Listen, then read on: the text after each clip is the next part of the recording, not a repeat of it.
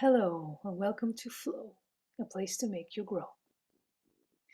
So, we've come to the end of the Anchoring in Truth series. This is the wrap up.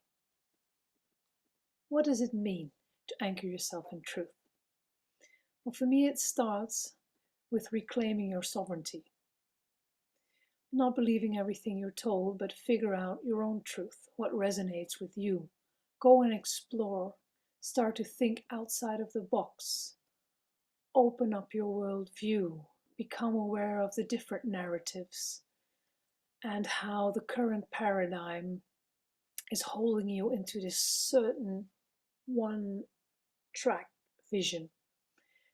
It's not a regenerative culture we're living in. It's not even a culture we're actually living in. It's more of a system that we're being held in and controlled in. So try to have a look at this. Observe, step outside your comfort zone, make up your own mind.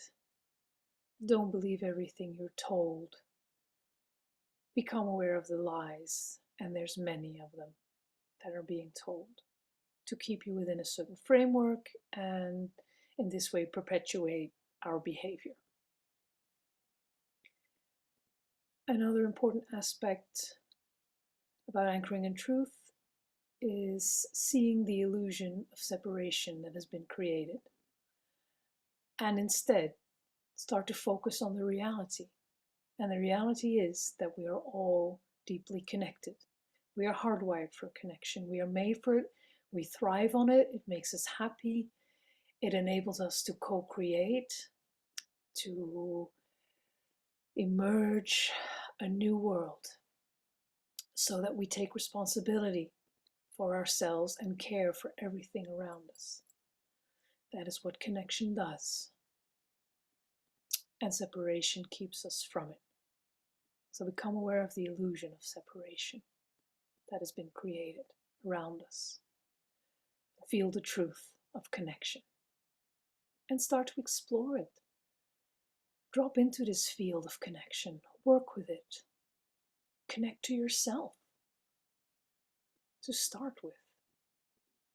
Develop compassion for yourself and for others from this awareness that everything is connection, that everything is connected, and that we're all based in love, basically. That's what it comes down to. That's what we come down to. We were created from love. We create with love, and love is all there is. It's a universal truth. Anchor yourself into it. And so in that way, we can start to build a regenerative culture that is supportive of what it means to be human. Look at the truth of our current system, what it does for us, what it brings us. Really look at it. Open yourself to acknowledge all the things that don't make sense. Look at all the different perspectives as well. There's many different cultures on this planet and many different systems. Go and look for the healthy ones and the healthy aspects. And healthy aspects of a regenerative culture are nonviolent communication and this unconditional love, this holding space for each other, this allowing each other to be and to support each other, to observe what is going on and see how you can make the most of it for yourself, but also for others, holding space for others that they can find themselves and become more themselves, to support what it means to truly develop your unique gifts and talents that then will contribute to having a more abundant and beautiful culture, a beautiful place we live. We take care of the earth, we take care of each other. It's so simple, so beautiful. And it's true that it can work in this way. But so we need to look at our current system, and we need to look at what it is to have a regenerative culture. What are the elements? There's many places you can learn about this. So dive into it. Broaden your worldview. Many indigenous cultures still hold on to elements.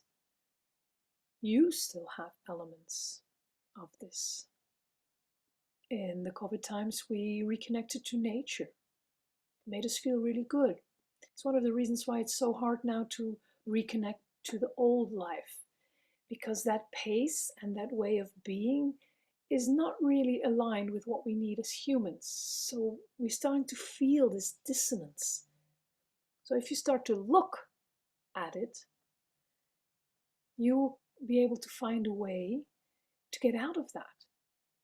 Follow the things that resonate with you, that make sense, that support what you truly want and need, and what everybody else really needs. Let go of the old and invite in the new. And that's the way to peace. Become aware of the fact, of the truth, that our relationships are very violent. We're very judgmental, not very compassionate often. And if we are compassionate, it's often even out of a judgmental thinking. Dive into the nonviolent communication and explore how violent communication often masks itself as compassion. So all these things together, they help us to create a new world. But we can only do it from being sovereign, from working from the co-creative field that is connection, from building with the blocks of peace, and in that way create a regenerative culture. I thank you very much for being here. Please feel free to explore everything else that's still coming, that is still here. There's some beautiful meditations around certain topics that I talked about as well. So check that out, and I wish you a beautiful rest of your day.